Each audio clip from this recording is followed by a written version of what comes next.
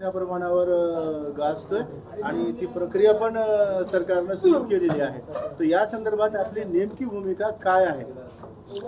आरक्षण उपवर्गीकरणामध्ये आंबेडकरी समाजाचे सर्वमान्य नेते बाळासाहेब आंबेडकर यांनी हस्तक्षेप करावा आणि मातंग समाजातील उपवर्गीकरणाचं समर्थन करणारे नेते आणि उपवर्गीकरणाला विरोधी करणाऱ्या नेत्यांची समन्वय साधून एक सुकाणू समिती करावी आणि यामध्ये सरकारकडे त्यांनी प्रतिनिधित्व करावं आणि हा मार्ग चर्चेतून त्यांनी सोडवावा अशी मी या पत्रकार परिषदेच्या वतीने बाळासाहेब आंबेडकरांना विनंती करतो.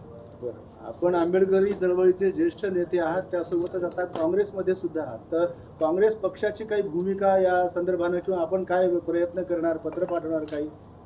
काँग्रेस पक्षाची भूमिका काय आहे ते अधिकृत मला सांगता येणार नाही, पण मी आंबेडकरी चळवळीतील कार्यकर्ता म्हणून आणि आंबेडकरी समाजाचा एक घटक म्हणून या प्रकरणामध्ये मी माझी भूमिका व्यक्त करत आहे.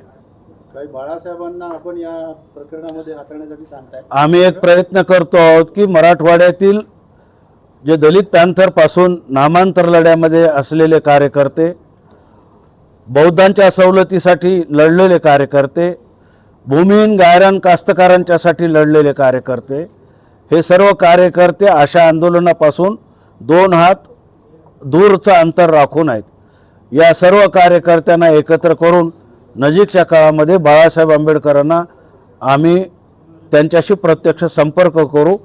त्या अगोदर त्यांना पत्र लिहू आणि त्यांची वेळ घेऊन त्यांची भेट घेऊ आणि त्यांना विनंती करू की हा प्रश्न दोन्ही समाजाच्या दृष्टीनं अत्यंत गंभीर असा बनलेला आहे आणि कधी काळी हे समाज एकमेकाचे सहकारी होते, आता ते एकमेकाच्या विरुद्ध करण्याची प्रक्रिया सुरू झालेली आहे. हे योग्य नाही. या दोनही समाजाला आपण समान न्याय देऊ शकता आणि आपण जी भूमिका कराल त्याला समाजही मान्यता देईल, आमच्यासारखे कार्यकर्ते मान्यता देईल. दोन्ही समाजांना काय आवाहन कराल? दोन्ही समाजांनी या प्रकरणामध्ये टोकाची भूमिका घेऊ नये, समन्वयाची भूमिका घ्यावी. हा निर्णय जरी संपला तरी उद्या आपल्याला एकत्र नांदायचं आहे. ही खूनगाठ दोन्ही समाजांनी ठेवावी अशी माझी विनंती आहे. बाळासाहेबांनी या प्रकरणाला हाताळण्यासाठी पुढाकार घेतला, सरकारच्या दालनात जरी गेले तरी सरकार ऐकेल काय असा विश्वास वाटतो काय?